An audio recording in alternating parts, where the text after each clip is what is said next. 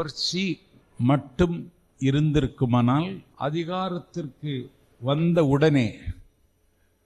திருக்கோவில்களுக்கு பக்கத்தில், பள்ளிகளுக்கு பக்கத்தில், வழிபாட்டு தலங்களுக்கு பக்கத்தில் இருக்கின்ற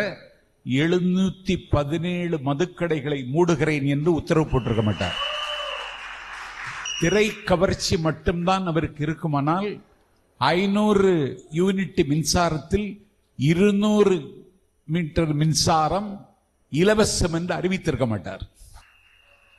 திரை கவர்ச்சி மட்டும்தான் அவரிடத்தில் இருக்குமானால்